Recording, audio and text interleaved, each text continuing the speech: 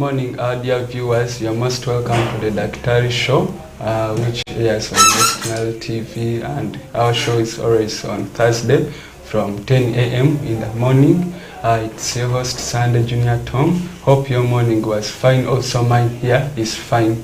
Last week we were talking, we started our topic of discussion about reproductive health, where the first session we had an expert taking us through conception methods on how you can determine like the period, on how to keep yourself safe from getting pregnancies when you're not yet prepared.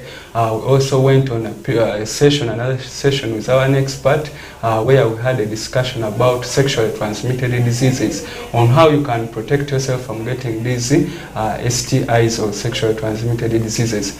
Then today our topic of discussion is going to be about pregnancy. You may be there and you feel it is time for you to have your first child, or to have your second, third or fourth child. I advise you to be with us on this show as we're going to start, as you're going to get information which is going to guide you on how to plan for your pregnancy, on how to plan for your baby's health in your womb, and also to plan financially and also economical, and also on the social aspect part of it, on how you can be supported by the healthy practitioners to live a healthy life during your pregnancy period, and also your unborn baby who is still in your womb. Today with me is our guest, Madam Vivian, who is going to take us through the preconception knowledge and procedures, or what you need to know during preconception, the conception aspect part of it, and also the post-conception aspect part of it.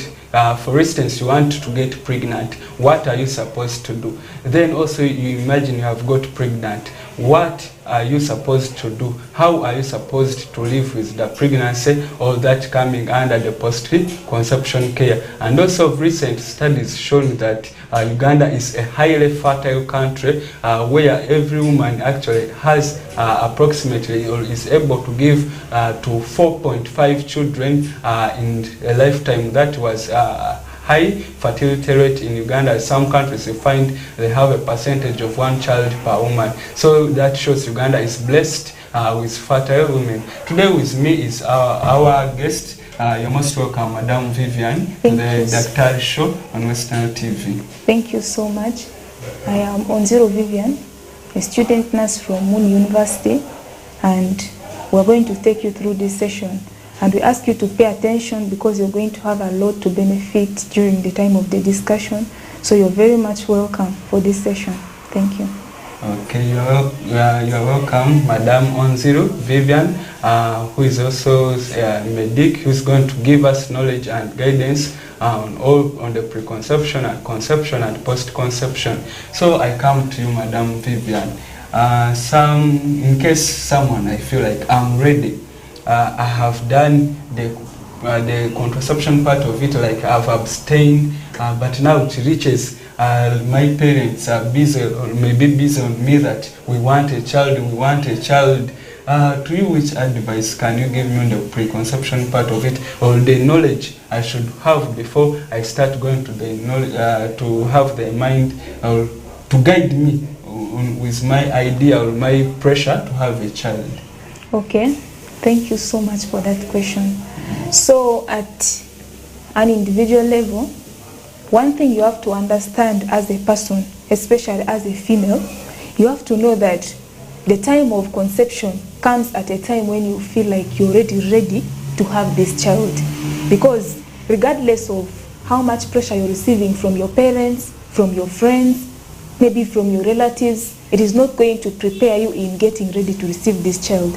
So as an individual, you have to first feel it that you're ready to have this child in your life. So first of all, you have to look at yourself from different perspectives. You have to look at yourself from the financial perspective. You have to look at yourself from the social perspective. Then you have to look at yourself health-wise. Are you ready to have this child? Maybe to cut you short, okay. I heard you talk of the financial aspect. So in case someone is not well off in the pocket, you don't advise them to have a child? Not necessarily. Yes. you see, financial aspect plays an important role in someone preparing to have a child, because a child is not going to be like a crop that you have in the garden, that even if you don't have money, you can wake up one morning and say, hey, let me go and collect my harvest. A child is a human being that you're going to receive, and as you're receiving, you need to prepare. You're not going to receive this child in your bare hands. You're not going to just receive this child and the child is not going to feed. Children start feeding right from the time they arrive.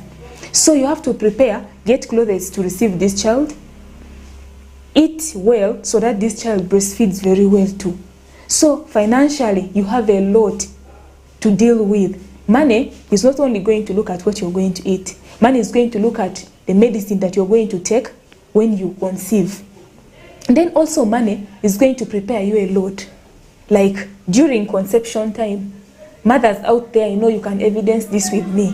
When you go to the facility, the midwife will ask you about whether you've prepared to receive this child. And their preparation is usually in terms of whether you have the equipment necessary to receive this child. You need a paper, a cavera in layman's language to receive this child, and you need benzines, you need clothes, and all this is calling for money. So if you don't prepare to have this money, then it is going to be very hard for you to receive this child. Now I get the aspect of why financially I should have something in the pocket. Yeah. All right, you can continue, madam. So financially we have broken it down, and I hope it is clear to my viewers at this moment. So next, let's go to at an individual level. How is your stress coping ability? In case at home you're being stressed by your parents, how do you usually cope up with this stress? Do you usually cry? Do you usually laugh?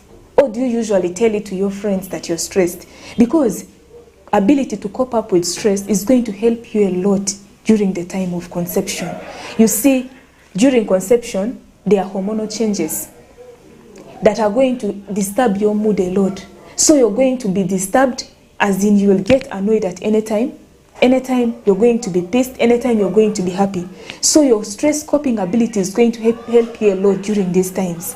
You have to, okay, let's take for example, you conceive, and the man is like, Vivian, honestly, this baby, I'm not ready to take care of this child. But as me, I'm ready to receive this child. Meaning, I have prepared myself to cope up with this stress regardless of how this man behaves. So this is going to help me to be affected less by what the man is saying. I'm going to be able to cope up with whatever comes. Meaning, if this man says something, it is not going to affect me so much. Remember here, I'm not dealing with only myself. I now have something I'm carrying inside me that I'm caring for also at the same time. So your coping ability of stress really matters a lot during pregnancy. So now, look at stress from your individual perspective, from the community level, and then at the health facility level.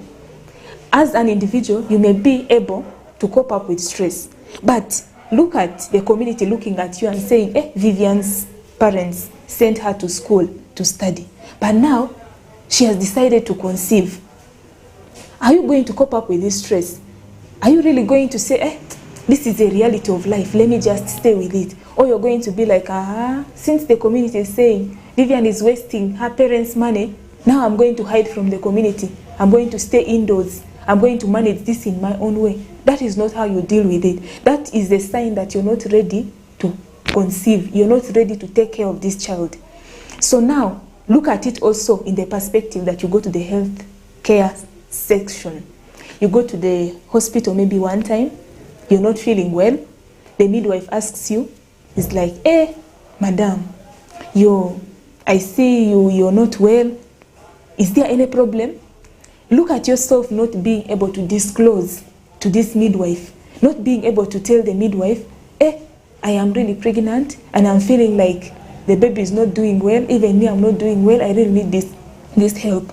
You may look at it as a simple thing that, me, I can disclose and I will be fine with it. But that is not it.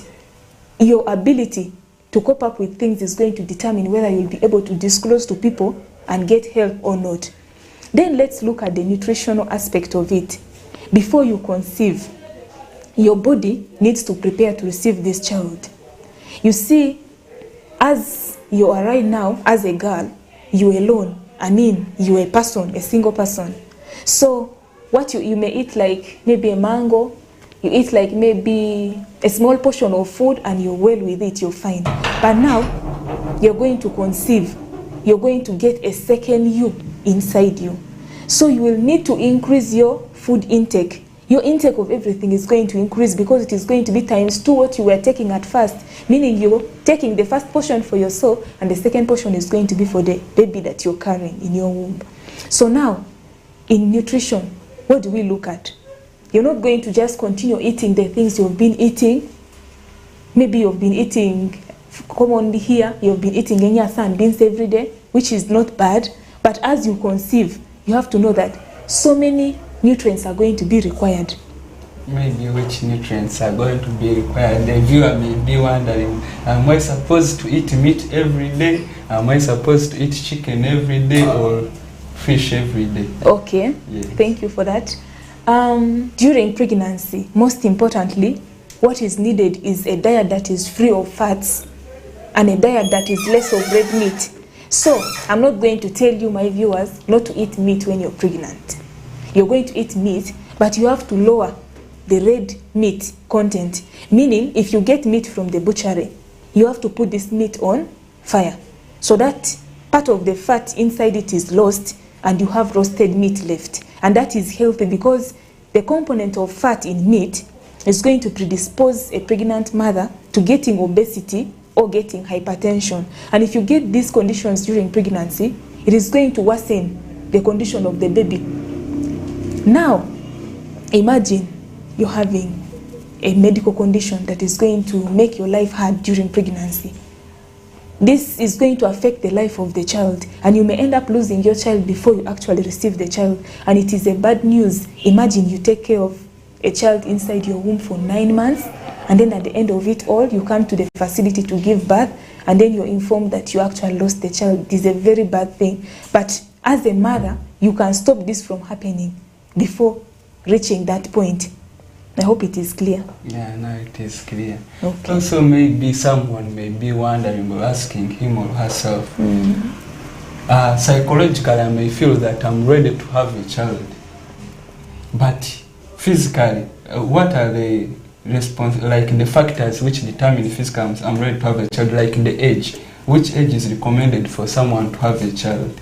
Because according also maybe to the Ugandan laws here, it's only those aged 18 and above. But is there a specific age where we say the body of a lady is ready to have a child or can accommodate a child in the womb? Okay. Yes. So about the age aspect, you have to first of all know that yes, age is very important during pregnancy, because you're not going to have a mother of 12 years and you say, we are going to receive your baby happily.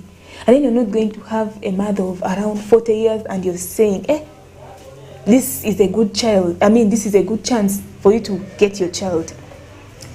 Okay, statistics says that there are risk mothers. Okay, risk mother is a mother who is at a very high chance of getting a complication during pregnancy or at the time of giving birth. So what do I mean by this? If you're a mother who is below the age of 15, there's what we call the pelvic lining. Okay, in simple terms, your width of the pelvis is going to be small. So what happens now when time comes for you to give birth? The pelvis is not going to enlarge to a level where it is supposed to enlarge adequately.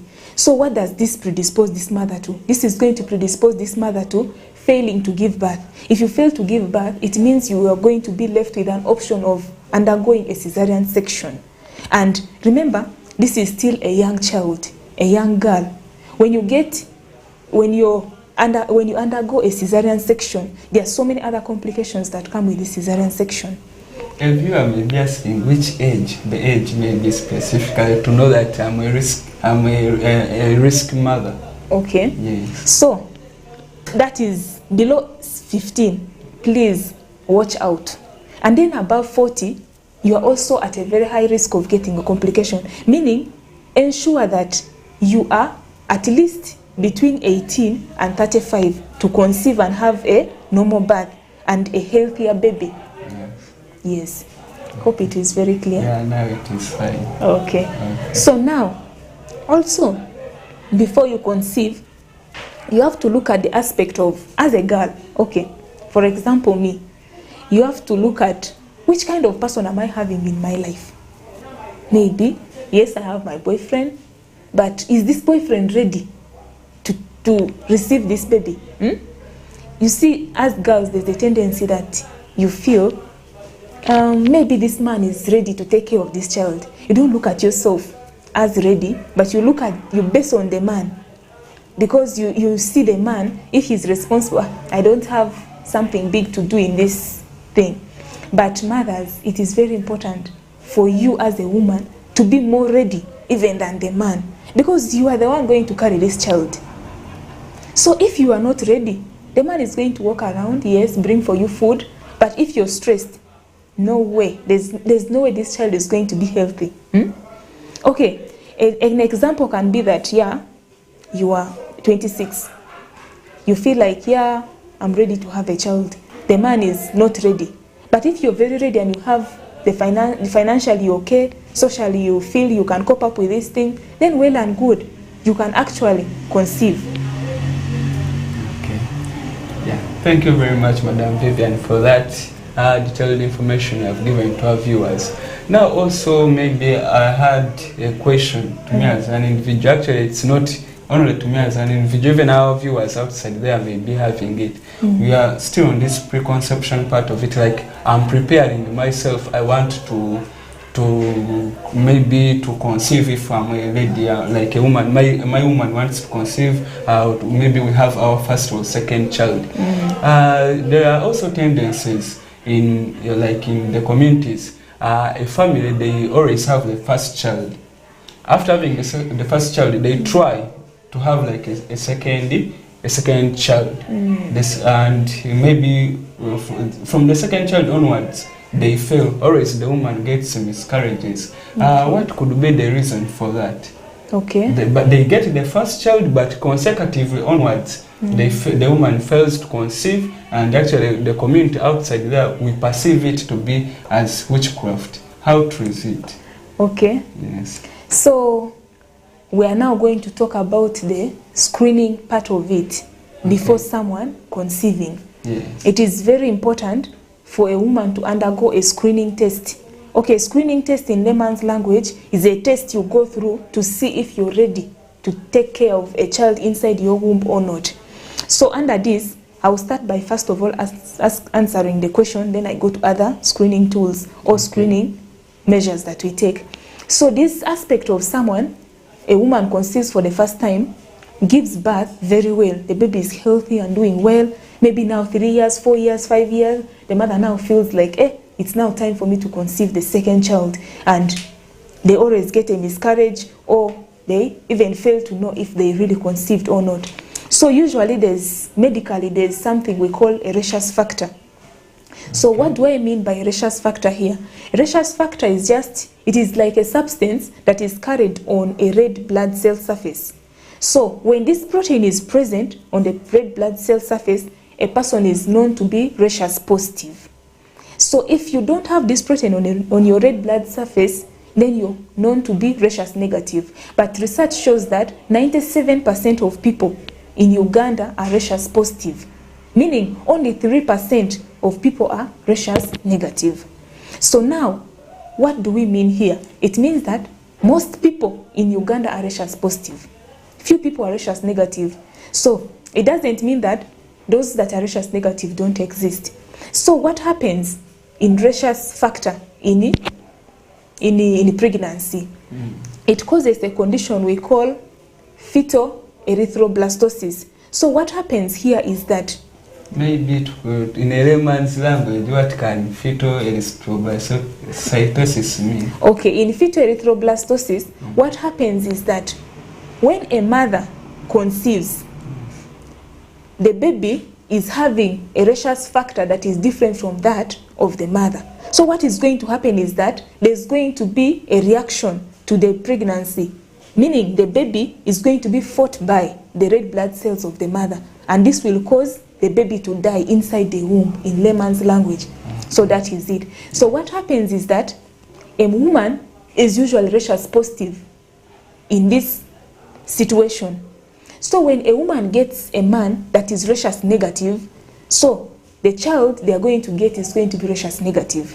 So the baby being rhesus negative and the mother being rhesus positive, the rhesus factors are going to fight against each other. So the baby is going to end up, the red blood cells are going to fight, and then the red blood cells will die. And you know, red blood cells are very important in the life of a child. So when they are being fought against, at the end you lose the baby. So that is what happens in fetal erythroblastosis. That is rhesus factor in pregnancy. Okay.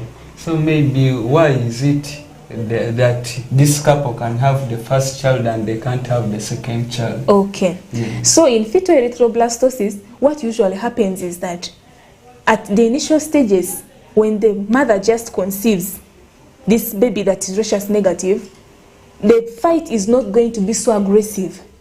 Meaning, there's going to be a fight against the red blood cells, but it will not reach a level up to where the baby is killed in the first stage. So meaning, the body is going to keep a memory of what happened.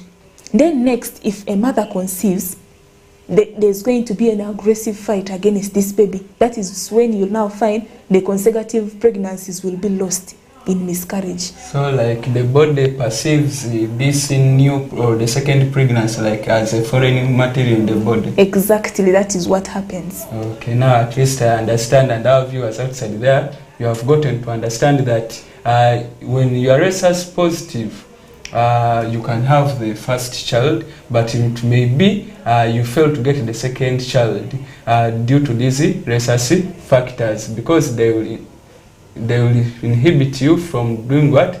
Getting your second child, as your body will perceive it to be as a foreign material, and it will like produce, you call them antigens against this second womb, and you lose your baby as a miscarriage, which we call the fetal erythrocytosis. Yeah. Yes.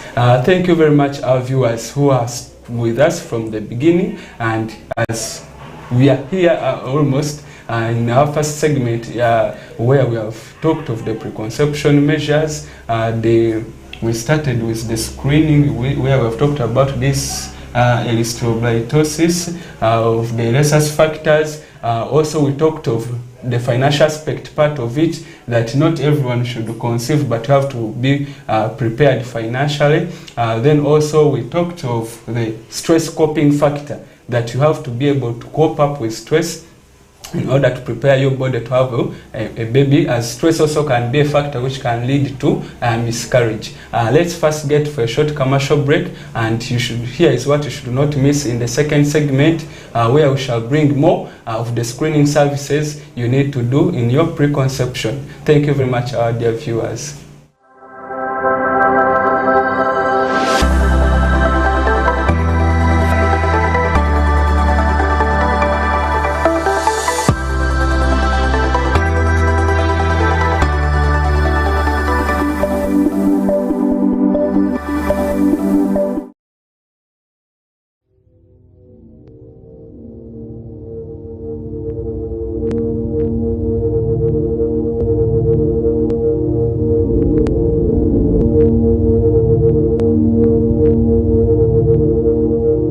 Westnile TV, lighting up the region.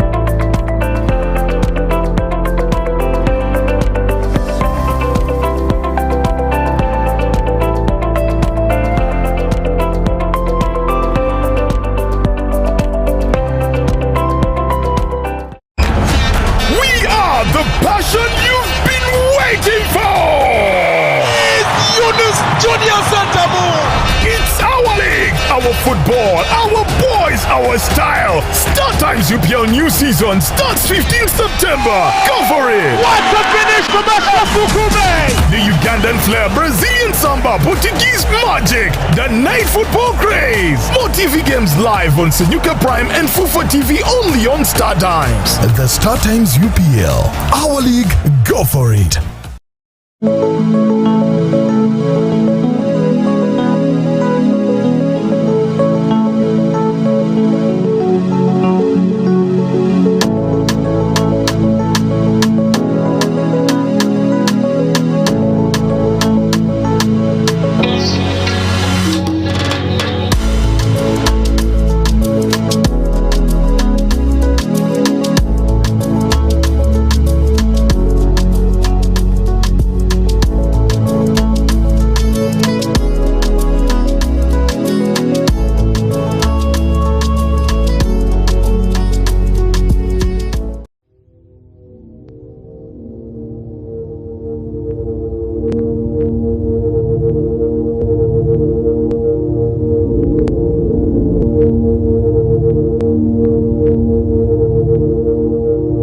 Westnile TV, lighting up the region.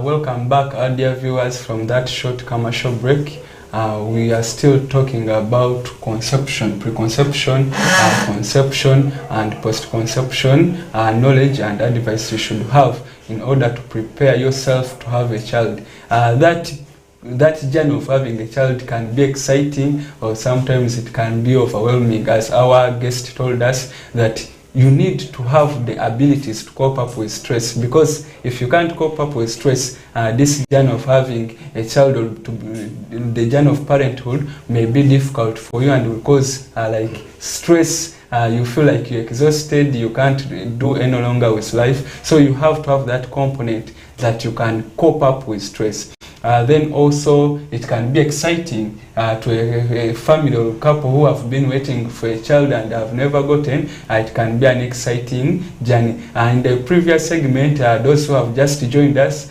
we started with the preconception services, what you need to know, where our guest here, Madam Vivian, told us you need to prepare financially. You have to have something to prepare yourself in order, in case you want to have a child. Also, she talked about the stress coping factor. Then also, she talked of the screening services, where she had started with the rhesus screening factor aspect part of it. I come back to you, Madam Vivian. Maybe is there anything you feel like you can add on that rhesus factor component screening part of it? Yeah, actually. Okay. Yes. So about rhesus factor again, usually when, for example, I'm a woman, when I'm rhesus positive and the man is rhesus positive, it's okay. The baby will be healthy and well kicking. When I'm rhesus negative and the woman is rhesus negative, the baby is going to be well too. But now the problem comes when one of the partner is rhesus negative and one partner is rhesus positive, and usually it is more to a woman. When a woman is rhesus negative, it usually affects more than when a man is rhesus negative and the woman is rhesus positive. So that is the little that I wanted to add about rhesus factor. Now, I hope it is clear. Yeah, now it is clear. Okay. Maybe there are other services apart from this rhesus screening factor, like other services which or factors we should go for screening in case we need to have a child with my partner. Yeah, there are also other tools that we use for assessment, especially, for example, we can take the sickle cell screening tool. About sickle cell, it is also very important because mostly we tend to lose the sickle cell people before they clock the age of 20. What is sickle cell? Sickle cell is just a condition where we have the life cycle of the red blood cells reduces. So it means that a normal red blood cell is supposed to live for 120 days. But in people who have sickle cell, the life cycle of this red blood cell is reduced to even half of it, meaning it can stay for even 60 days and die. So this means that this person is going to be anemic at any time. So it is very important to screen for sickle cell so that you eliminate the risk of having a sickler when you give birth. That is about sickle cell.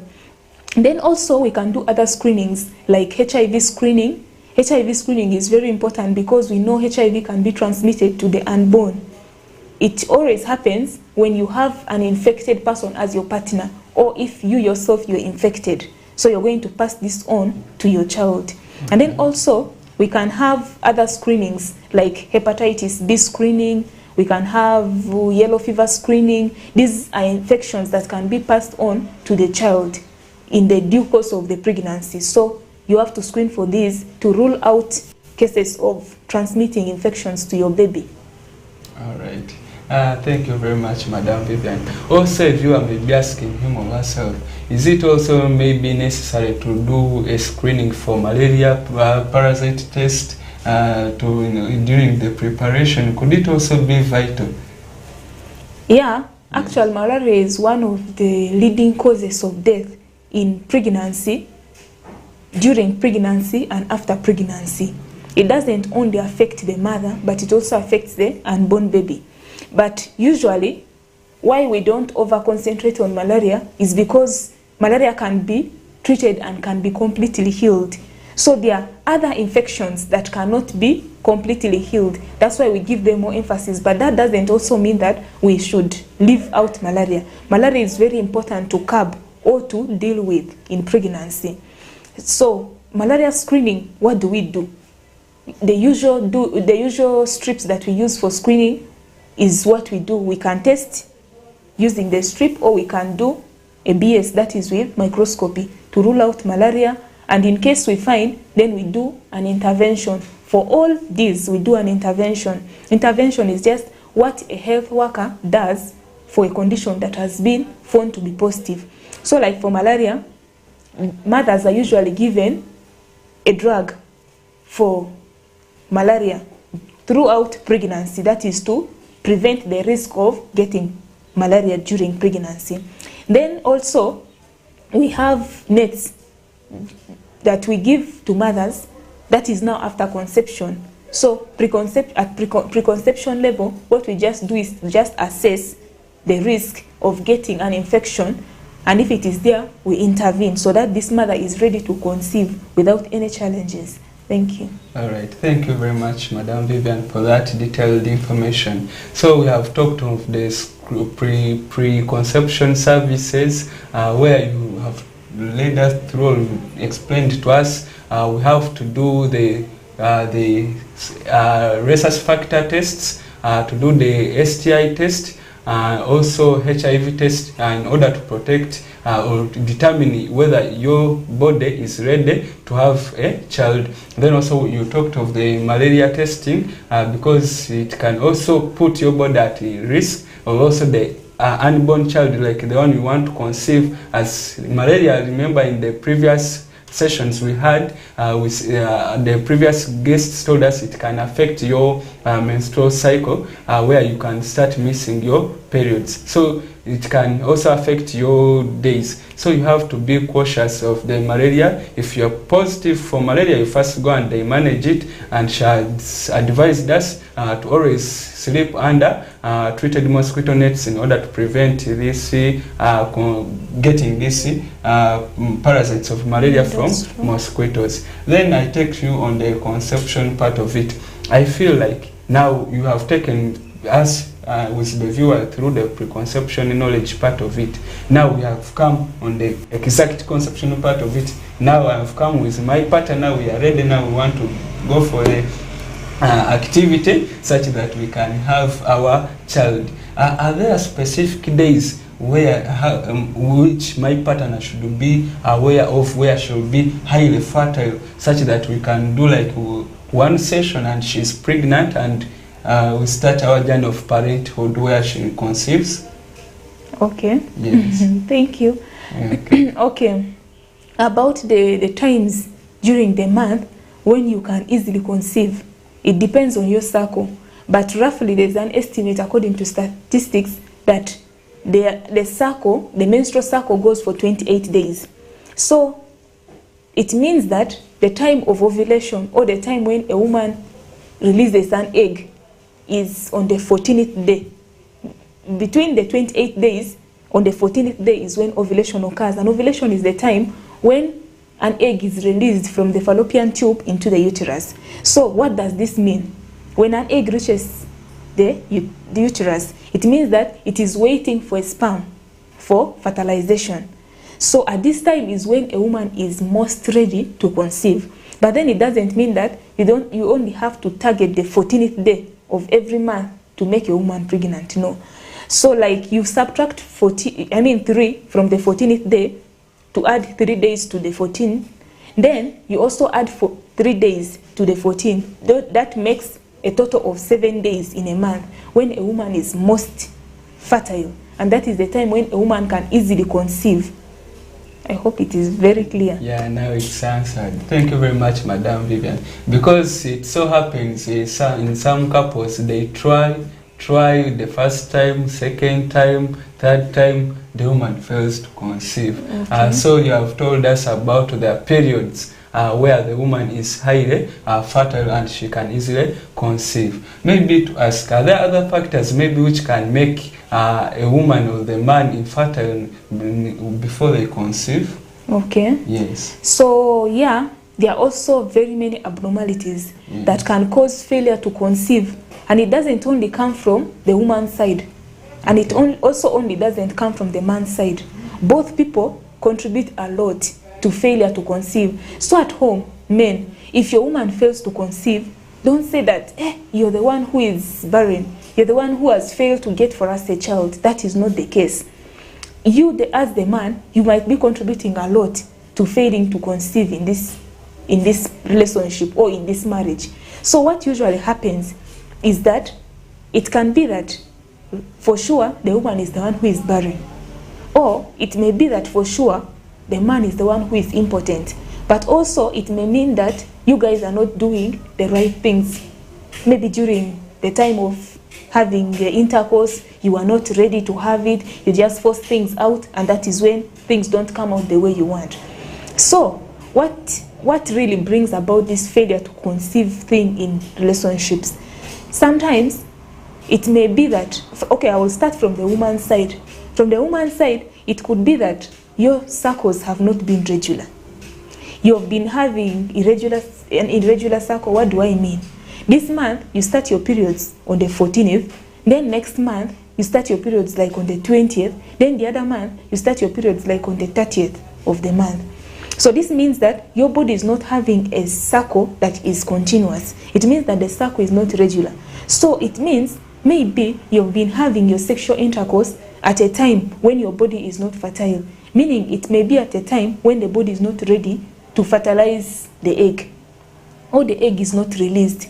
Okay, there's also a condition in women where the egg released is not mature enough to be fertilized. It may be that the egg is not very ready. So if the egg is not very ready, that means that even if the man gives the sperms during sexual intercourse, there's going to be no conception, no matter how much you try. Also, it can be that you are on certain drugs that are suppressing your reproductive system, that are causing hormonal imbalances, like the drugs for family planning. You may be on them. So this means that they cause a hormonal imbalance in your body, and it is going to make you unable to conceive at that time. So if you want to conceive, that means you'll have to first of all discontinue the hormonal drugs that you've been on in order to conceive. That can be another one.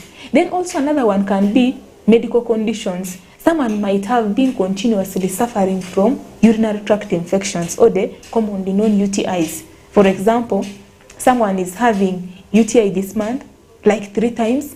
So this is going to disorganize the reproductive system and make someone unable to conceive. Then also, you can have pelvic inflammatory diseases that interrupt with your reproductive system, and you fail to conceive. And also, it can be as a result of it can be something you inherited, perhaps. Maybe you are barren, so you cannot conceive at this time. Then from the man's side, a man may be producing sperms yet, but the sperms may not be sufficient or adequate enough to reach the egg to fertilize it. So this will also cause failure to conceive. And also, a man may be having an inability to hold an erection. Men, okay, certain men can erect, but they cannot hold the erection for a long time. And you know you cannot have sexual intercourse when you're not erect. Okay, erection, I don't mean just being in the mood, but being very much in the mood of getting into sexual intercourse. So, if a man cannot hold an erection, that means that this man is not going to ejaculate. Ejaculation is just the process of releasing sperms into a woman during sexual intercourse. So, if a man is not able to hold an erection and not able to ejaculate, that means that a man is not going to make a woman pregnant, no matter how many times he tries. And then there's also a condition in men where you produce sperms that have either 2 tails or 2 heads. And this means that it is going to affect the movement of the sperm. During the time of fertilization, it is not going to be able to fertilize an egg. And these are the things that can make someone unable to conceive. All right. Thank you very much, Madam Vivian, for that detailed information on the factors which can make someone fail to produce, especially if it's you have said it's not only on one side, as the society perceives or have an understanding that it is only the women who cannot produce children, but she has made it clear that both men and women can fail to have children, where she talked of the men, if you can't hold your erection for, said, 2 minutes, and also for the women, in case maybe you are just barren, you have been having these UTIs and sexually transmitted infections, as they can affect your cycle. So it is advisable for you to keep those good personal hygiene mechanisms which our previous guests talked of, because we had a session on these sexually transmitted diseases and on how to prevent them. So those who have been with us always every Thursday, you know how to prevent these infections. So it means if you have been practicing what we told you and you have reached time you want to conceive with your partner, now for you you'll be on a, we say, green flag for you. It will be easier for you to conceive and have your child. Maybe I come back to again, Madam Vivian. We always have, like, maybe how does it come that some people produce twins and also some people produce like one child? Is it a mechanism during that contraception period? I had you talk of the sperms and ovum. Is it a mechanism during that contraception or fertilization period which determines whether you are going to have one child or 2 or twins? Okay. Yes. So the aspect of someone having twins or having a single child, both children are very important, right? Even if you get 3 children, even if you get 7, even if you get 3, children are all important. But now, how does it come about? This all happens during the time of conception. I mean, at the time of fertilization of an egg. There's where if one sperm just goes directly and fertilizes an egg, then we're obviously going to have one child.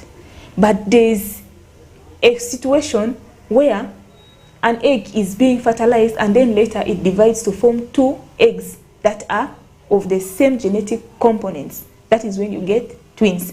And how does it happen? An egg is fertilized by 2 sperms at the same time, or is fertilized by 1 sperm and then later it divides to form 2 equal eggs that have the same genetic compound. And that is how you have twins, how you have triplets, how you have quadruplets, and that is how it happens. It's not an act of witchcraft that when I have twins, maybe it is what? No, it happens at the time of fertilization, that someone either gets a single child, gets twins, gets triplets, like that.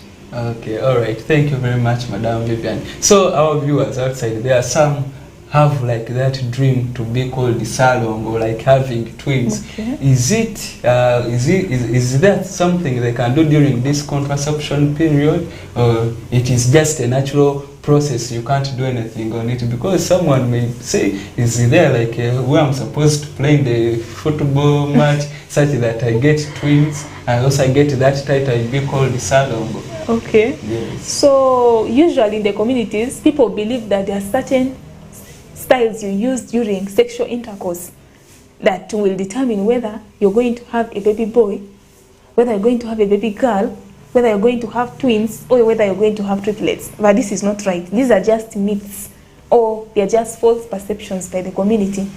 So usually it is something that is genetical. So what do I mean here? It is hereditary. If there's a history of someone having twins in your family or from your husband's family, then chances are very high that you're going to have twins at the same time. But then if you don't have a history of someone in your family giving birth to twins or triplets, you have less chances of getting twins. But then it doesn't mean that you don't have the chances of getting twins. It can happen at any time because it is at the genetic level. It is at the level of someone's genetic makeup. It happens anytime, any day. It cannot be determined, and it is only known during the time of screening or doing these ultrasound scans that you know that you actually have twins or you have a single child. But nevertheless, it should not be overwhelming. It should not be stressing. It is just a reality of life. You have to accept if you have conceived twins and you have never had twins in your family. Don't say it is a misfortune. It is a what? It is maybe a blessing. Okay. So you always have to be glad. Yes. All right. Thank you very much, Madam Vivian, for that elaborate explanation on how twins come up. You have said it is just genetical, or also happens during the process, during the fertilization process, where the ovum and the egg, after fertilizing, they split to form various like different fertilized zygotes. So again, I come back to you. Like, we have had our fair gameplay. My wife, we assume the fertilization has gone on well. How can we confirm that? I and my wife, like, how can I confirm, or how can my wife confirm that she's pregnant? Okay. Yes. First of all, before you reach the confirmation stage, you must have prepared to receive this child, right? Yes. Okay. So this means that you have done all the preconception measures, you have done all the preconception services, you have received them. Now you suspect that your woman is pregnant. Yes. Okay. So usually it starts with a suspicion that maybe I have conceived. Yes.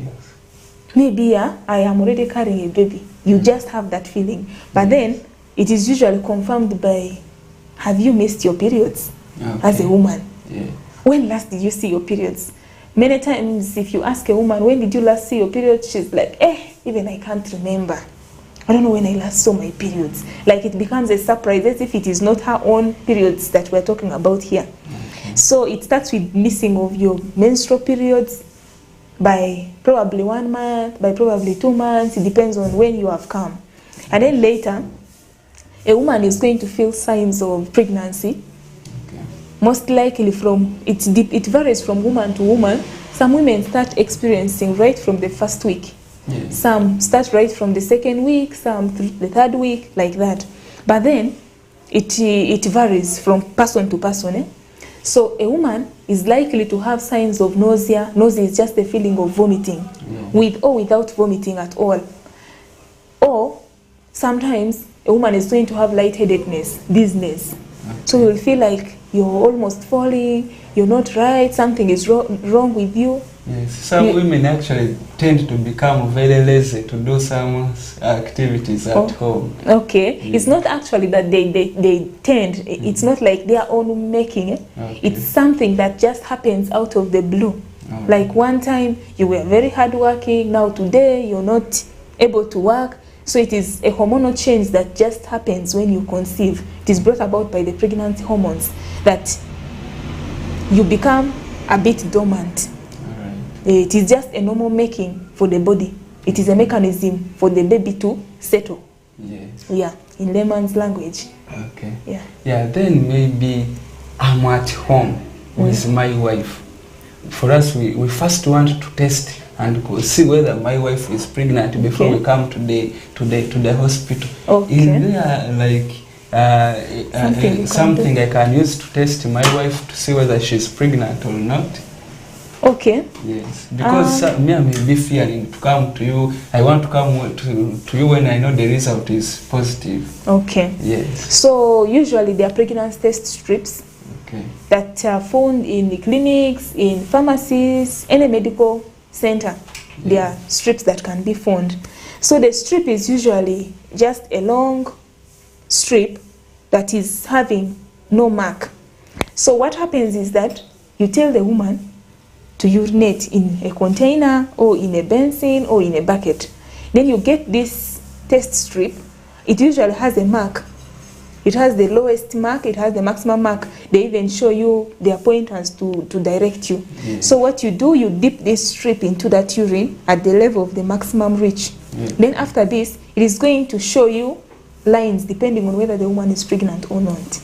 Which lines will show? Because a viewer there may be waiting eagerly to know which lines are going to show up, and also in case like lines show up, are they 1, 2, 3? Okay. And also maybe the meaning. If it is one line, what does it mean? Okay. 2 lines, what does it mean? Okay, so usually it shows lines depending on if the person is pregnant or not, if the test is valid or invalid. You might have over dipped the strip, you might have dipped the strip, so the answers will depend on how right the procedure has been and all that. So now, what happens is that, first of all, the strip is dipped, then after it indicates lines. Usually after 2 minutes, you dip, after you get it out. Then you dry the wetting at the maximum end. Then after you put it to wait for at least 5 minutes. Then you're going to see if the person is pregnant, you're going to see 2 red lines on the strip.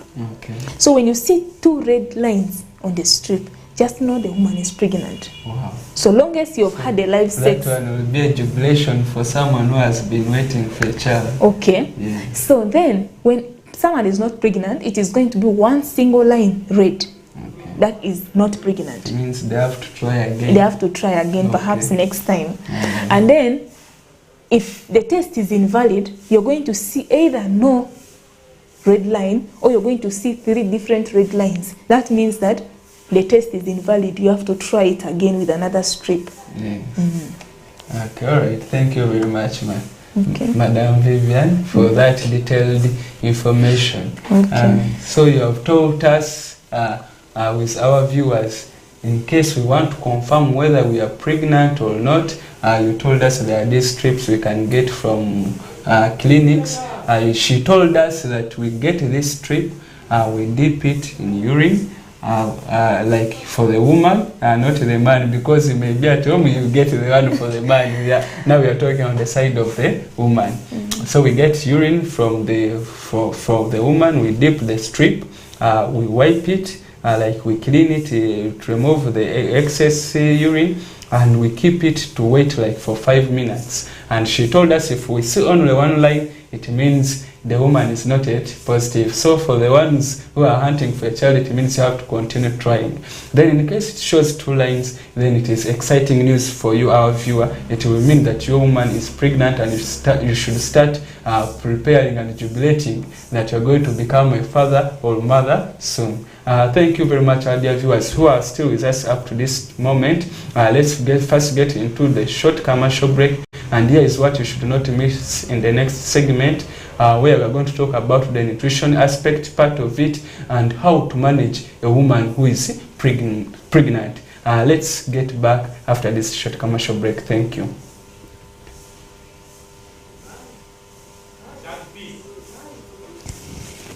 Hello.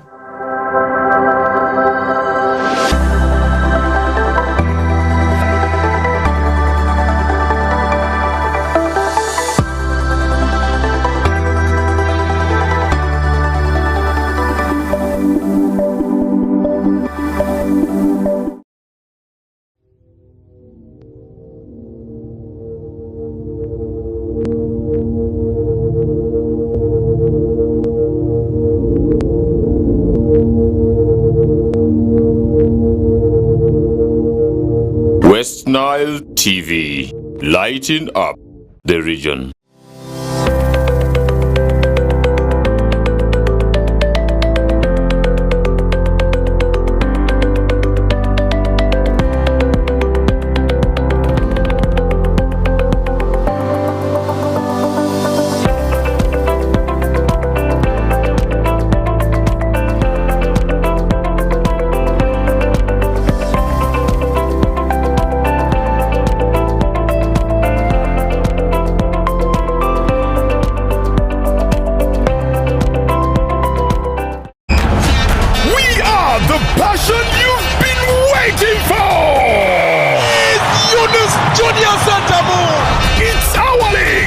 Football, our boys, our style. Star Times UPL new season starts 15th September. Go for it! What a finish from Kukume! The Ugandan flair, Brazilian samba, Portuguese magic, the night football craze. More TV games live on Senyuka Prime and Fufa TV only on Star Times. The Star Times UPL, our league. Go for it!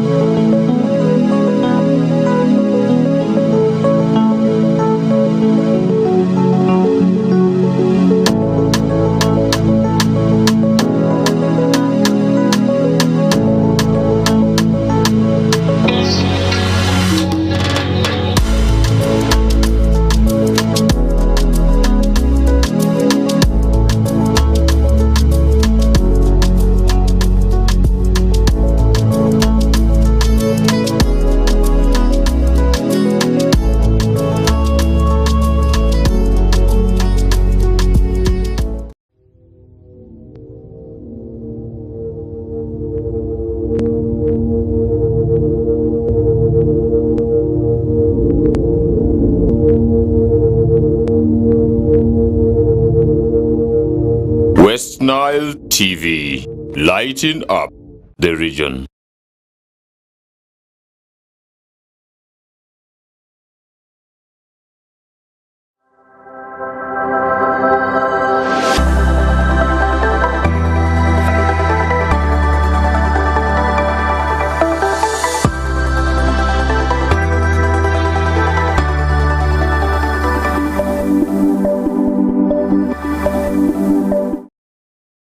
Welcome back, our dear viewers, from that short commercial break, and we thank all of you who have been watching us from the start.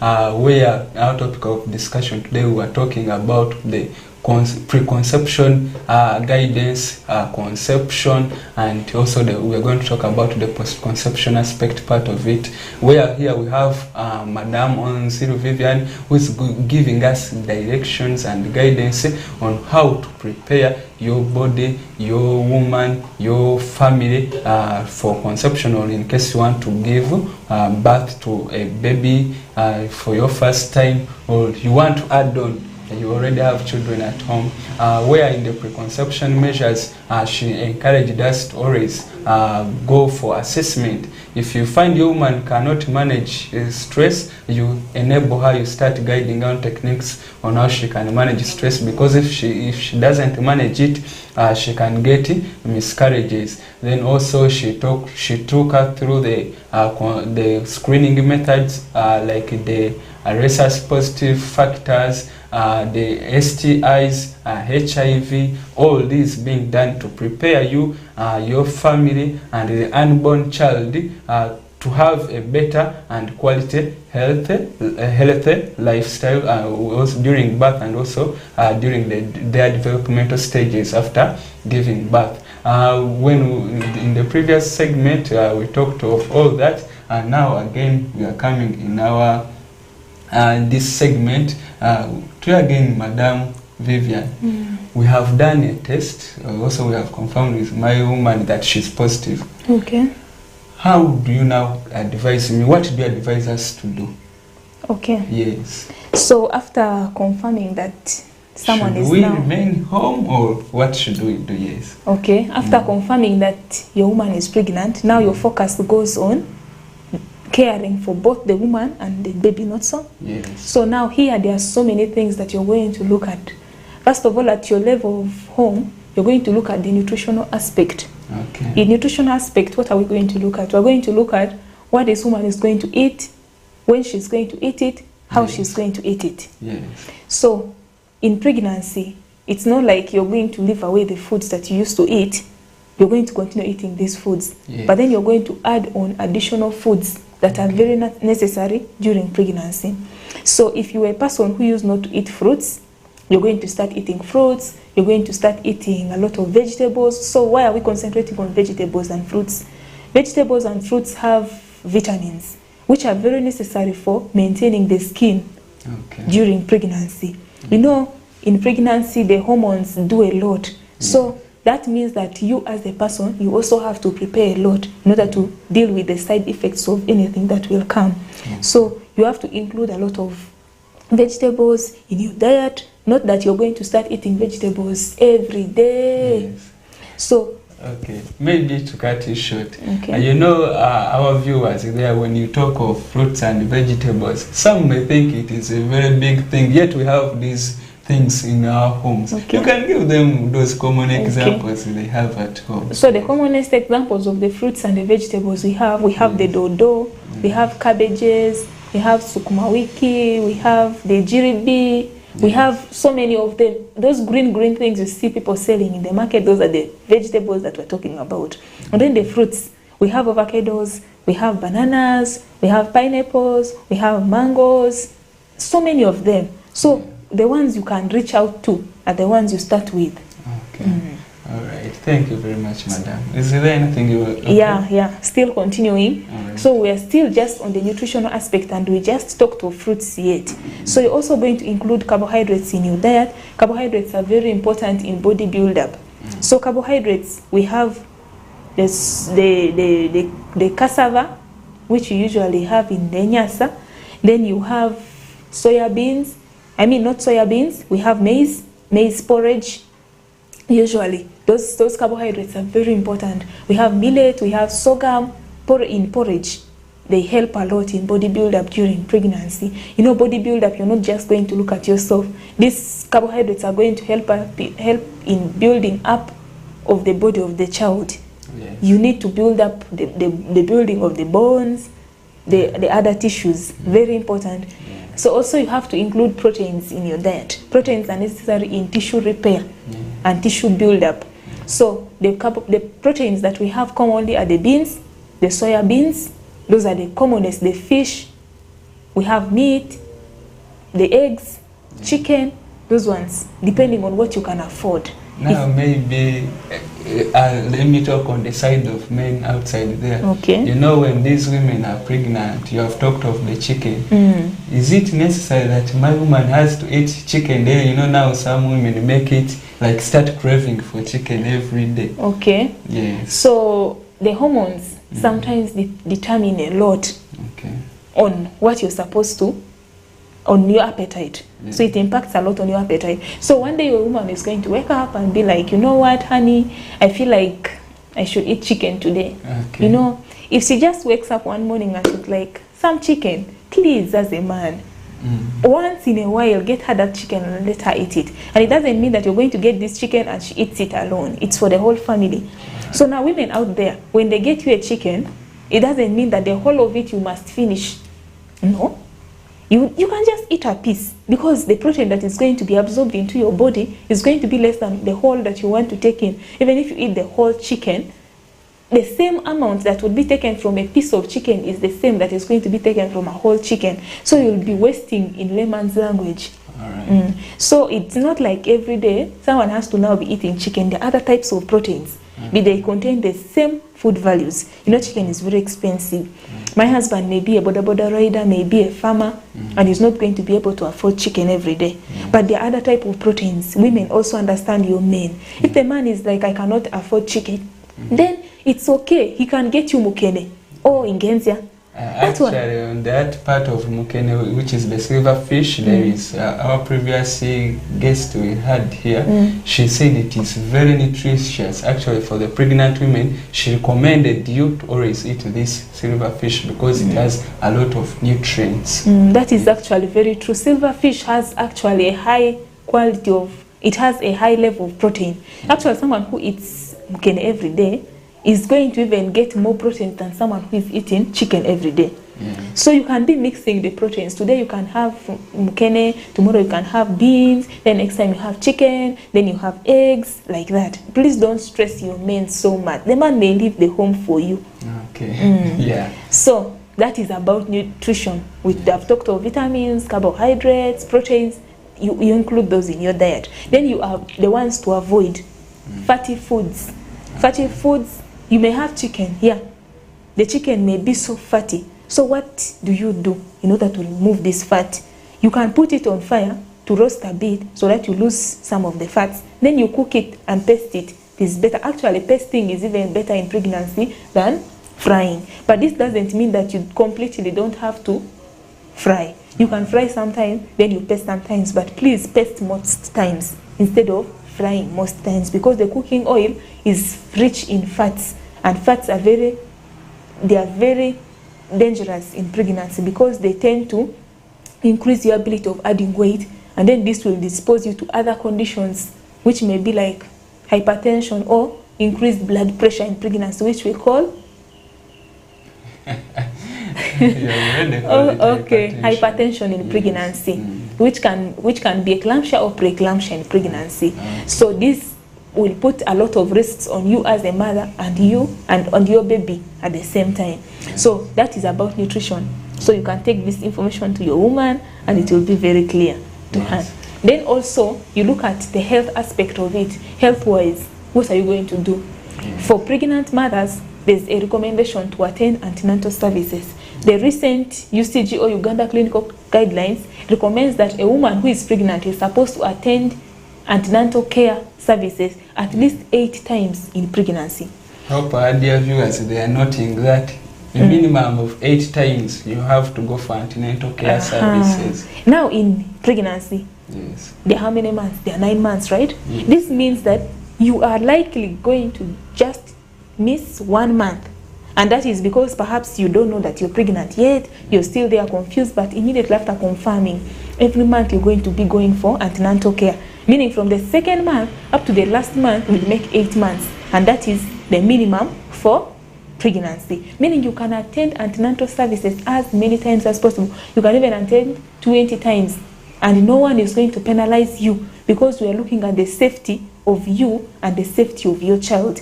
We don't want anything to come between you and your child. We don't want you to lose your baby, or we don't want to lose you during the time of pregnancy.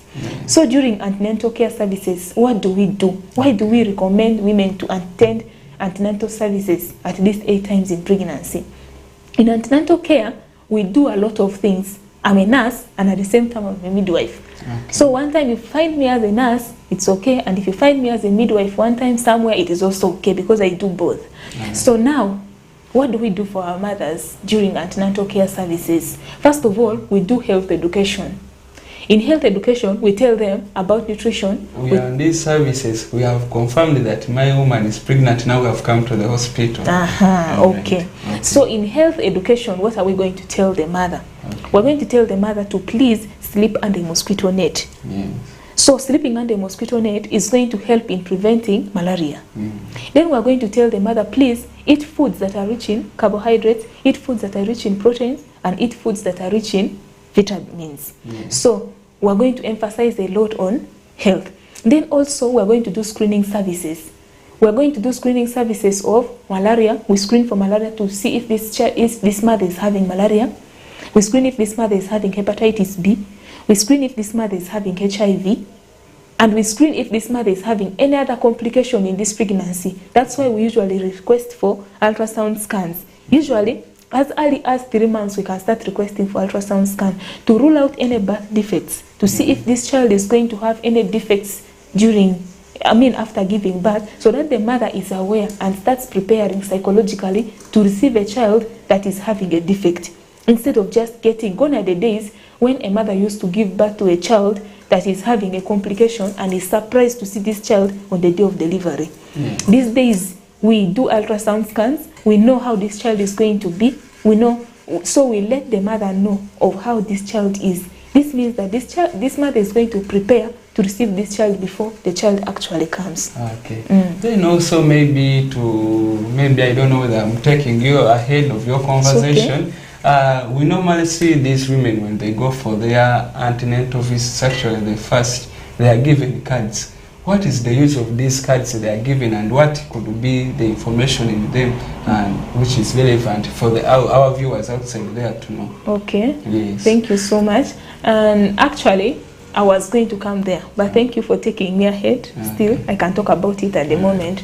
So usually that card is a child card, a child health card. It is used to know how many births you've had, how these births were, if there were any complications during these births.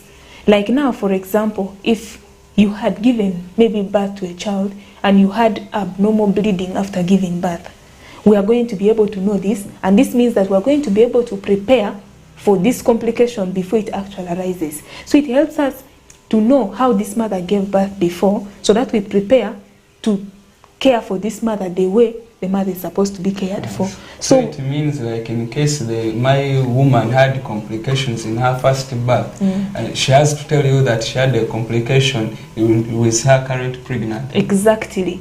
Okay. If this is your second pregnancy, yes, but you lost your first pregnancy, okay, you're going to tell me, midwife, yeah, I conceived. I'm going to ask you which year did you conceive in. You're going to tell me which month. Then, how was this pregnancy? Then, did you give birth? You tell me the child died. Okay, so the child died at what month? Yes. So this is going to help us to rule out any things that may cause this child that you're having at the moment to also die. Okay. Then also maybe on that same point, a viewer outside there may be asking, like, I had my first child. What is the recommended period do you give for the women to have the second child? Okay. Yes. So usually there's an estimate of a mother staying for at least means that it is the minimum you're supposed to stay for before conceiving is 2 years. But this is for a normal birth. Maybe why does my woman have to rest for 2 years? Me, I may be in a rush and I want to have children every year. Okay. Yes. I know that happens to so many people. People feel like they are ready, maybe even after 6 months of giving birth, they feel like, I can still give birth to another child and I will be well. Yes. But now medically, you know, the body is like any other thing. You know, for example, let me say, you have bought your, for example, maybe your stocking. We all know that stockings are very elastic, not so? Yes. That means that you're going to use this stocking for a maximum of maybe 1 month. Yes. Then after that, you're going to buy another stocking, not so? Yes. This means that as you're buying that stocking, you're giving resting period for the previous. Okay. So it's all about the body. The body has to rest, the body has to prepare, the body has to replace what it had already lost in the first pregnancy, so that it receives the second pregnancy without any complications. Okay. Okay. Yeah, it's fine. Okay, so we're still about ANC services, I mean antenatal care services. Yeah, you are still taking that through that card. The card. Yes. So, about complications, we have talked about them. Then also, on the card, we need to know what is your occupation. I mean, what are you doing for a living as a woman? What is your age? Age is going to tell us about if you're a risk mother or not. I remember previously I explained about what a risk mother is and the complications that can arise. So it is also going to tell us about, do you have a father for this child? If the father of the child is there, what is he doing? So this is going to help us to assess if you are actually going to take care of this child the way the child is supposed to be taken care of. Okay. Then where you stay is very important, because your address is going to tell us of whether you have nearby health services that you can receive when you receive maybe a complication. Then also it can tell us about, I mean, like, for example, where did you give birth to your pregnancies? I mean, when you conceived, where did you give birth? This can help us in knowing if you gave birth at home. We're going to know. So, last time Vivian gave birth at home. Why did Vivian give birth at home? Is it that she felt like maybe she's not worthy to go to the hospital? Or maybe she felt like she doesn't have the money to give birth in a hospital? Or maybe there are no nearby facilities where she can give birth? Yeah, actually. That is the card. The card tells us a lot about you. So when someone gives you that card, please take care of that card, because every time you come for ANC visits, we're going to ask for this card. Also on the card, we note on which date did you come for the first antenatal care service. Then next time when are you going to come? It helps us in giving you another date for the next visit, because what is the recommended period for the woman to go for the second visit? Okay. The next visit. There is actually no fixed time for a mother to come for an antenatal visit. It depends on whether the mother is undergoing a condition that needs health assistance or not. For example, in most hospitals, they are going to tell a mother to come after 1 month, but this is not going to be stagnant. I mean, it is not going to be stationary. Yes. It's not going to be fixed for all mothers. So if a mother starts feeling unwell, feels like maybe the lower abdomen is paining, which is a major concern in ANC, and actually these mothers that have complications, we don't usually make them wait on the line. We don't allow them to wait, because we need to attend to them during the first hours of actually coming. In fact, first 10 minutes are supposed to deal with their complications, because when we don't handle this complication they have come with, it's going to lead us to another complication. So we usually tell those ones, we tell them come after a month. But if you feel like you need to come for an antenatal visit before the month elapses, then you need to come. Even if it means after 3 weeks, if it means after 3 days of coming for this antenatal visit, then you have to come, because there is a need that has arisen and we need to help you in overcoming this need. Yeah. So also maybe still on the services you offer during the ANC visit, maybe actually even before I take you to those services, some women, you told me, or you encouraged even our viewers, in case they confirm they're positive, they should come to the hospital, right? So in some societies, when the woman confirms that she's pregnant, she starts shying away, she starts hiding, she starts feeling guilt.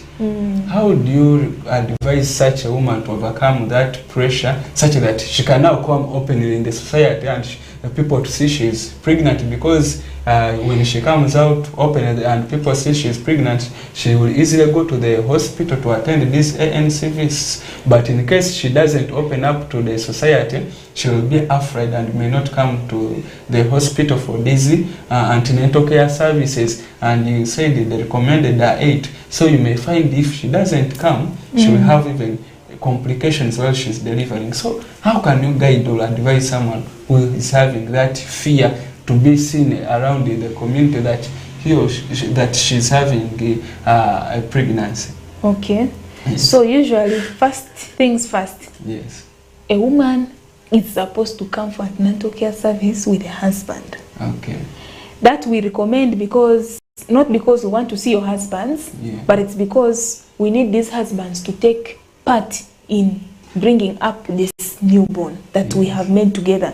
You know, a woman is not going to get pregnant alone. Obviously, there's going to be a man that the intercourse happens with and then gets pregnant. Not so? So in the facilities, we usually ask for the partner, so that if there are any risks, we discuss with the partner, and the partner knows the state of the mother at the moment and is able to help the mother at any time. Because if a mother is going to be alone in this pregnancy, there are going to be times when I actually need to come to the facility, but I don't maybe have transport. You see? Maybe to cut it short, you are on that aspect that you have, like you encourage women to go with their men for ANCVs. We have seen this in modern countries, or those developed countries where we have the artificial insemination, where already the woman comes when she just buys the sperms from the clinic and she gets like they insert and she gets fertile. Okay, so good that you started within the advanced countries, and Uganda is still an advancing country, right? So in case it also reaches here one time, by the time a woman goes for that, it means that she's ready to be both the mother and the father to the child. So that means that when she's coming to the facility, we'll see both the mother and the father in the woman. So we're not going to disturb her about, but we're going to encourage her to involve her family, because anytime she may, she may need help that she cannot offer herself. So to continue, usually this thing of failure to come for antenatal services is very common among adolescent pregnant mothers. Yes. A young girl who has gotten pregnant at a time when she doesn't want to get pregnant is going to be more predisposed to this factor compared to a mother who is ready to get pregnant. So what do we usually do for this kind of mothers? What we do is, usually it is very hard to bring them to the facility, right from the facility level. So what we do, sometimes we do health education programs at community levels. Yes. We go to the communities, we tell the communities about the importance of attending antenatal care services, what risks they can predispose themselves to if they don't attend antenatal care services. So we usually tell them so much about this in the community level. So at this level, you will find so many people.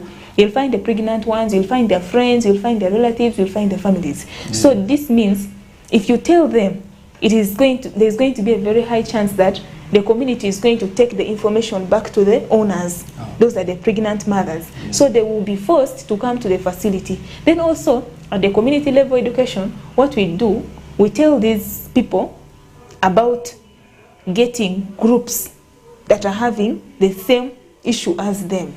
So group therapy usually does a lot in this. If I am pregnant, and I have my friend who is not pregnant, of course I'm going to be discouraged from going for antenatal care services. I'm going to feel like, hey, I have to be a girl, but now I'm a woman, I'm going to fear. But if I have a friend who is as pregnant as me, I'm going to be like, eh, we're all pregnant, we can go to the facility. Exactly, that's the thing. So it will create that comfort zone for me. So my friend will be like, Vivian, you know what, let's go for antenatal care service. Even if I'm not ready, I'm going to prepare myself and go, not because I want, but because I have that feeling. So I'm going to go for the facility. Usually this is what we encourage these young mothers to do. And they usually end up coming. And when they come, we make sure we talk to them a lot. We have counselors in the ANC services that talk to them and tell them to accept what has happened. Because if they continue being moody, this means that it is going to so much affect them and even the child. So about the management of mood disorders in pregnancy. Management of mood disorders usually depends so much on how much your partner is supporting you and how much your family is supporting you, then your friends. The roles they play in your life matter a lot during pregnancy and mood disorders. So what you do, usually what brings mood disorders is the hormonal changes, and it causes a woman to easily get irritated or to easily get excited. By the way, too much excitement is also a mood disorder. I hope you know that. When a woman is very much excited, you have to start getting concerned. When a woman is very much depressed, you have to start getting concerned. So what are you going to do? If a woman is depressed, you're going to make sure that you encourage her to take care in activities of daily living. You know, depression will make someone lose interest in activities of daily living. You tell her to stay with her friends, to be able to talk to her friends, then not to isolate herself and stay alone because that will worsen the condition. Then also avoid use of mood stabilizers in pregnancy, because in pregnancy mood disorders are not a permanent thing, they're a temporary thing. So they can come and go. They come and go in simple terms. They are self-limiting. So what you do, you just do, you support, you provide supportive measures. If there's something she needs, provide it. If she needs friendship, if she needs maybe guidance in some things, you have to talk to her. Speech therapy helps a lot. If I don't have someone to talk to, I'm going to be very much reserved. Then it means I'm going to stay alone, I'm going to get stressed. But if I have you that I talk to every time, it means I'm going to disclose my problems to you. And I'm going to be free, and if they say problem once shared is half solved. Good. All right. Thank you very much, Madam Vivian, for that elaborate explanation and the guidance on how you can manage the fear in case you're a woman and you're afraid to go to the hospital for these antenatal care services. When you're afraid, how will the society see you? She has told you on how you can manage it. You can identify your fellow pregnant woman with whom you can always go with to the hospital to get these ANC services. Thank you very much, our viewers who have been with us and up to now, and we are still fast going for a short we are going for a short commercial break, where in the next segment we shall come with more. You shouldn't miss out, like other services which are provided during the ANC antenatal care visits. And remember, this is the Daktari show, like a one-stop show where you get knowledge concerning health, for lifestyle changing knowledge and information to live healthy and quality life. Thank you very much, dear viewers. Let's get back.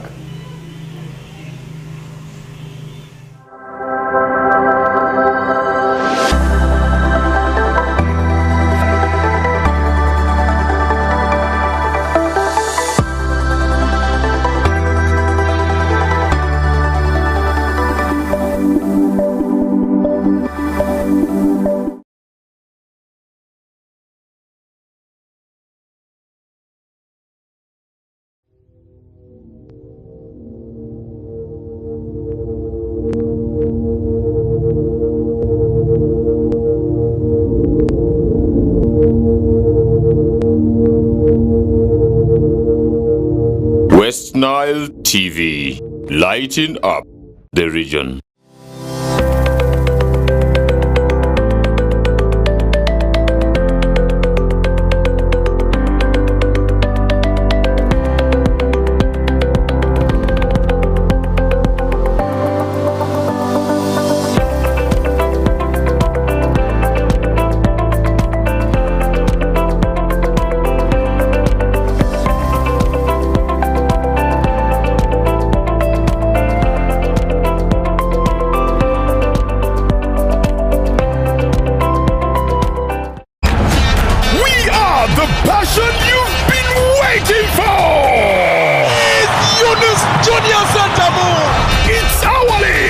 Football, our boys, our style. Star Times UPL new season starts 15th September. Go for it! What a finish from Fukume! The Ugandan flair, Brazilian samba, Portuguese magic, the night football craze. More TV games live on Senyuka Prime and Fufa TV only on Star Times. The Star Times UPL, our league.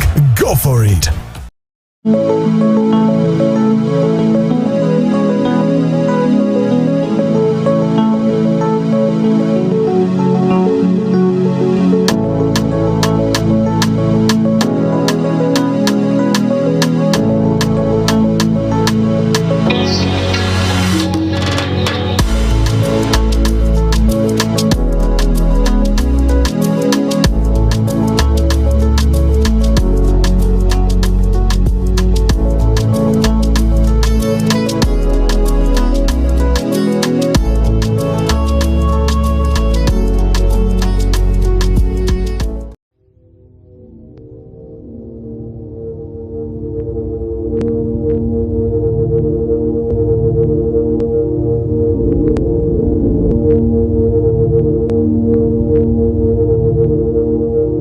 Westnile TV, lighting up the region.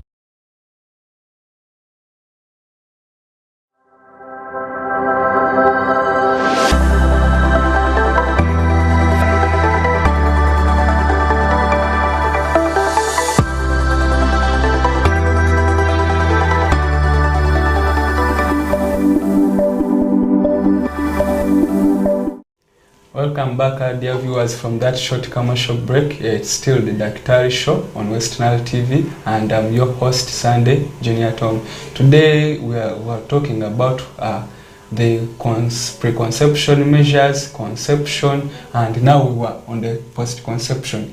In case you're a woman, you have conceived, what should you do? Our guest here, Madam Vivian, encouraged us, in case you find you're positive, you quickly rush with your partner to the hospital, where they will guide you to the antenatal care services, or sometimes they call it MHC or MCH, where they will do some services on you, where she told us they will do some, again, they will screen for HIV, screen for these sexual transmitted diseases like the syphilis, in order to safeguard you and your unborn child to be safe. Remember, we had a previous discussion last week with our guest, Madam Farida, who told us that when you have syphilis and you don't treat it and you're pregnant, it can lead to a miscarriage, like an abortion. You will lose your child, and that will be costly on you as a woman in case you have been waiting for long to have a child. So you have to be positive with these services offered in hospitals. When you confirm you are positive, like you're pregnant, just run to the hospital. They do these tests in order to safeguard your life and also the life of your unborn child, such that you will all be healthy and enjoy your family as it is growing and multiplying. So we were still on the services offered. I come back to you, Madam Vivian. Apart from those services you told us, which other services are offered during these antenatal care visits our women come to do in the hospitals there? Okay. Yes. About other services that are offered during antenatal care visits, you know, in pregnancy we care so much for the health of the child and the health of the mother, right? So what we do, usually we give mostly Fansida, then we give folic acid. Okay. So, by the way, I always hear that word Fansida. So if you are maybe asking, why do they always give Fansida to our women? Okay. Yes. Fansida is a drug that is prophylactic for malaria. By prophylaxis, what do I mean? Yes. I mean it is a drug that is taken to prevent someone from getting malaria. Yes. Meaning it reduces your chances of getting malaria. Yes. So, how do we usually give this Fansida? In a month, we give 3 tablets of Fansida to a mother, and we repeat again in the other month. So in case the mother takes these 3 tablets, they can keep her safe for the next 1 month. Exactly. So maybe to ask again, if the woman takes this Fansida, she cannot get malaria, right? Yes, she cannot. How about when she's also not sleeping under the mosquito net? Okay. Can she still get this malaria? Now, Yes. when someone is not sleeping under a mosquito net, it means that it is predisposing someone more to getting malaria than they expected. So the Fansida would just maintain a level of not getting malaria. Okay, like these parasites not to multiply. The parasites will multiply, but not to a level where it will over-affect the mother. But now if you make it that you're not sleeping under a mosquito net, it means that the level at which the parasites will be multiplying in your blood will be too much. So someone is going to present with malaria despite the fact that they are on Fansida. Okay. So meaning we also advise these mothers to sleep under a mosquito net, though we give them the Fansida to take. Right. So maybe, do you give these nets to our women when they come there? Because some people may say the nets are kind of expensive, I can't afford. There's the facilities, like the facilities there, do you offer free mosquito nets to our women? Okay. Yes. In all government facilities, nets are given free to mothers especially, because there's a care for, there's a zeal to reduce maternal mobility. Okay. Mobility just looks at maternal death of mothers during pregnancy. Okay. So the government came up with a system where it gives nets to all facilities, government facilities, and these nets are to be given to mothers for free. Okay. So usually what we do, we give these nets to mothers on the first visit, antenatal visit, but this doesn't mean that we can't give to mothers in other subsequent maternal visits, antenatal care services visits. So when mothers come during the subsequent times and they complain that they're not having nets, yet health workers know they give nets on the first visit. So they usually give nets to these mothers to go and sleep under. Okay. So each mother at least gets a net. All right. Now at least our viewers also are noting it. So apart from the nets and Fansida, there are other tablets or services we offer to our women? So importantly, we give them folic acid. Folic acid is a drug of blood in layman's language. It's a drug that is going to make blood making in the body to increase, because now there's increased demand. The mother needs blood, the baby needs blood. So this blood is quite increased. So we give the folic acid. We give folic acid except for Fansida, where we give them during the visit and they don't go home with them. We give the folic acid for them to take home. They take it, we give them 30 tablets every visit. Then they take those 30 tablets, 1 tablet a day for 30 days in a month. So that means that the 30 tablets we give are going to serve for 1 whole month. So we'll give again So when they come back. Daily. All right. Okay. So folic acid is very important because there's the neurotube defect, or there's an abnormality in children called neurotube defect that is avoided when we give, the chances of a child getting it is reduced when someone is given folic acid. And folic acid is usually started as early as possible. It can even be before conception.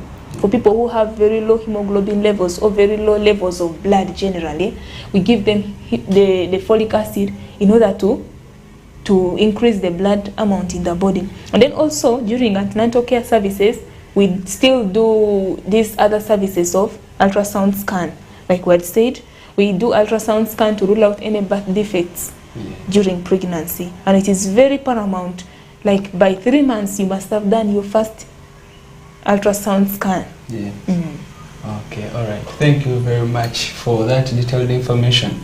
Hope our dear viewers, you are noting it, that during this antenatal care service visits, our women go to these hospitals. They are given free nets to sleep under. Then also they are given Fansida. Our guest told us that Fansida protects our women from getting malaria, but she also further emphasized that even though they give them Fansida, they are supposed to treat under the treated mosquito nets to prevent the overload of these parasites, malaria parasites brought by these mosquitoes in your body, because they may be too much, overwhelm the body, and again you will get infected with malaria. So despite being given Fansida, you have again to sleep under these treated mosquito nets. And also she told us you have to take the folic acid, which they give 30 tablets, where you're supposed to take 1 tablet daily in order to enable your body as a woman make more blood, because here you will need blood of 2 people, your blood and the one for the fetus or your baby who is developing in the womb. Again, I come back to you, Madam Vivian. You have given us a very detailed information. What exactly our viewers needed on the knowledge on preconception, during conception, and the post-conception knowledge and care these women always receive. We are glad, Madam Vivian. Thank you very much for that detailed information. I appreciate. Okay. So in case, again, maybe we tried to, like, imagine with my wife, maybe there is a viewer there that have tried to conceive and things have failed. Which guidance or which how can I call it, counseling, or which way forward can you give to them to take on in order to also at least get a better life? Or are there other ways they can get children? Okay. Yes. So usually at the individual level, or at the partner level, or at the marriage level, if both partners try their best and things are not working out, I know it becomes very overwhelming, becomes very stressing. You know, you're in marriage, they have paid bride price for you, you're supposed to give birth, but now things are not working. Yes. The striker is not scoring in the goal. Okay. So first of all, what you do, you have to take the next step. If you have tried yours at your level and you've failed, you have to go to the health center level. If you're close to a health center or a hospital, or the hospital level. So what they do a screening test to see if the issue is coming from the woman or from the man, and to see if this issue can actually be rectified or solved or not. So if at that level it can be solved, then obviously it is going to be solved. If it needs, maybe if a woman is having fibroids and is not able to conceive, they will do a surgical measure to remove the fibroids. Then the woman can be able to conceive. But then if there's nothing that can be done about your conditions, so you cannot conceive, it becomes stressing, yes, but you have to adapt other measures. Okay, like which measures? Okay. Maybe? Yeah. So like for a woman, you know, sometimes you may be producing your eggs, but then you're not able to get them fertilized by the man. So in this case, what can be done? In advanced countries, not Uganda really, but with time we pray it will come. So what happens is that they pick the egg from the woman and they put it into a recipient mother, mother's uterus. So the mother is going to mother this baby for you up to the 9th month. So like, it's overwhelming and something I've never thought of. So it means like in case I and my wife cannot conceive, but we have come to and you have confirmed our, like, my sperms are fertile and our ovum is fertile. Like, you can get my sperm and fertilize it with her ovum, then you get that baby and you put in another woman's womb. Yeah, wow, that's actually exciting. that can happen, but then since your bodies cannot accommodate it, then we're going to do it outside. Okay. So meaning the fertilization is going to take place from outside, then after we transfer the fertilized egg into a recipient mother. Okay. So it doesn't mean that you're just going to pick up anyone from the streets and you're going to put your baby there. Remember, genetically this mother is going to do a lot to this child. Then also nutritionally this mother is going to do a lot. Then also health wise, if this mother is someone who has HIV, of course now there's going to be a screening for this recipient mother to undergo through to see that this mother actually qualifies to be a recipient mother for your child. So they do a screening to rule out any infections, to rule out any disorders, to rule out anything that is going to impair the life of this child, to see that this mother is really fit to host your child inside her womb. So they do these things, but then as a mother, as the family that is putting your child inside someone is not just going to carry your child for 9 months for free. So you're going to agree on terms. It's either going to be a contract or it's going to be a one-time payment. You're going to pay someone maybe monthly, or maybe you're going to pay someone maybe yearly, like that, depending on how many times you want the same person to keep your child for you. So that is what happens. Then also there are other things that can be done. Actually, some people here they're called surrogate. Surrogates. Yeah, that's true. Surrogate mothers. Yes, the ones who keep like other people's babies. So those are actually the ones who have been, the recipient mother I've been talking about, the surrogate mother. I just didn't want to make it very complicated. For the viewers. Yeah, that's why I brought it down to layman's language, but that is it. So it happens, but it is very rare here. But this kind of person you're choosing must be someone whose genetic makeup almost matches with yours. So most likely this person is going to be your relative, or maybe your sister, something like that, most times. So another thing that can also be done is, I think you've heard of donorship. I mean, adopting. Adopting. So like in adopting, your family, okay, you and your wife, you failed to conceive. Maybe you've stayed in the marriage for 15 years. Things are not working out. You've tried hospitals. Things are not working. So what you can do, you can adopt a child. You adopt someone's already given birth to child. So meaning you're not going to be like, I know some people go and steal children out of frustration because they really badly want a child, but they're not able to get the child. So someone will go, you have to undergo a legal system to be able to show that you have interest in adopting this child. Then you're also going to undergo screening. They will see, actually, investigators will go up to your home to see if you really have, are you not going to kidnap this child? Are you not planning to use this child for sacrificial? Maybe are you not going to plan to get money with this child? So they go to your home, they see around your home. How is the protection like? Your bank account. Are you having enough money to take care of this child? It's like you're not having that large sum of money. So in advanced countries, there's a minimum amount of money your account is supposed to be having for you to be able to adopt a child. Because this child is going to depend on you for everything. School fees, food, everything in layman's language. So you have to be ready to receive this child before you go to say that I want to adopt a child. It's not a matter of just adopting. You're legally going to become the father and the mother of this child for life. Yes. So that's it. All right. Thank you very much, Madam Vivian, for that with what you have given to our viewers who may have tried and failed to conceive. Where she told us, if you go to the hospital and they find you, the woman and the man, the couple, you are all like, you have your ovum and the sperm are fertile. They can get them, fertilize them outside of your bodies, and they get another woman, she called the recipient woman or a surrogate, and that woman raises your child. Then also she's told us, in case, because that procedure is a bit expensive, in case it's expensive for you, you can go and adopt a child legally and you get papers. You just own, like the child becomes yours, like you have given birth.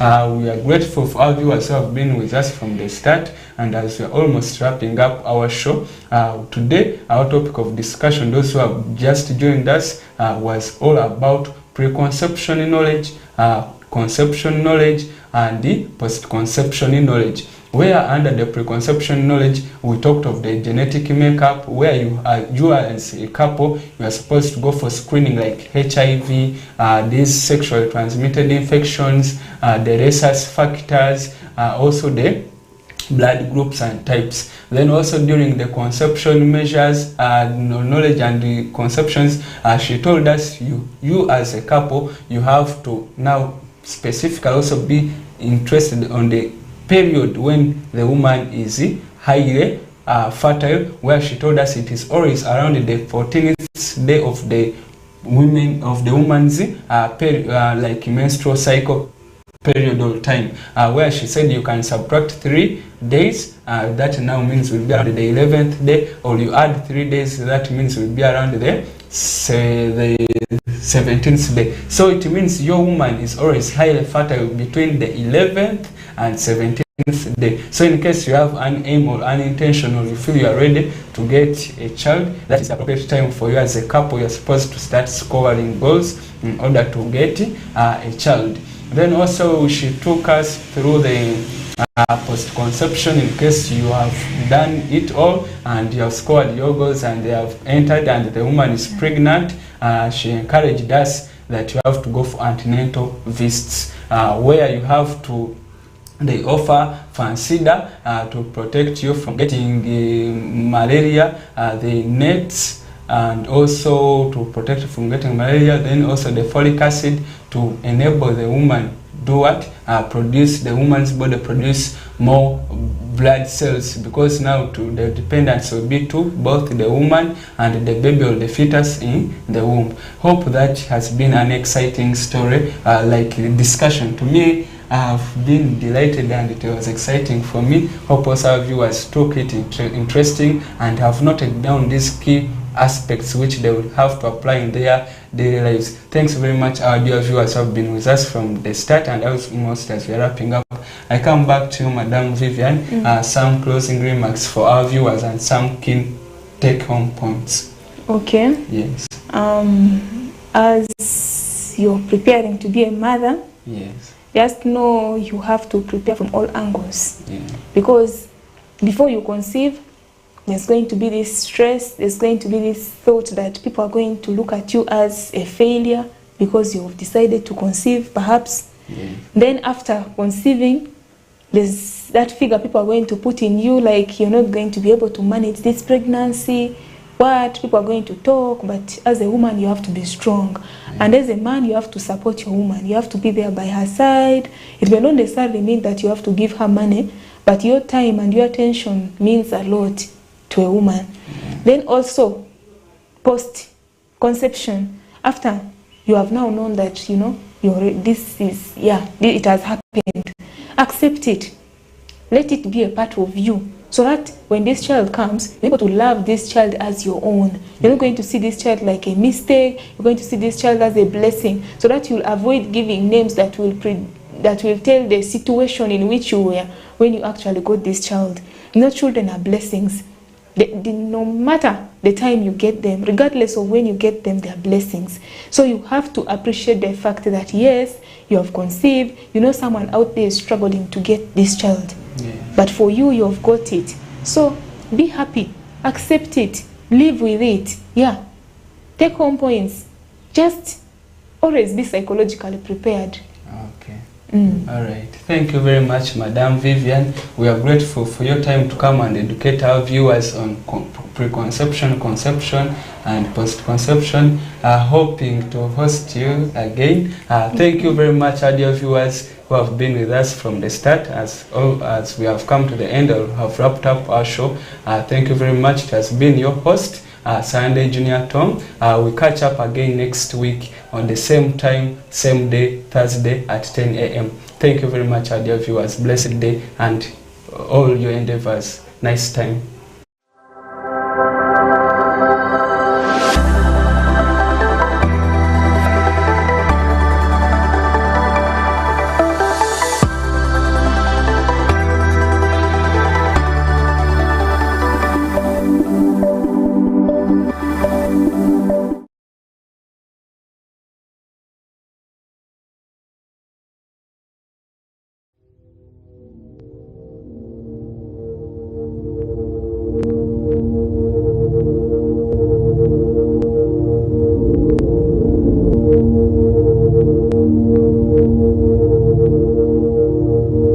Westnile TV, lighting up the region.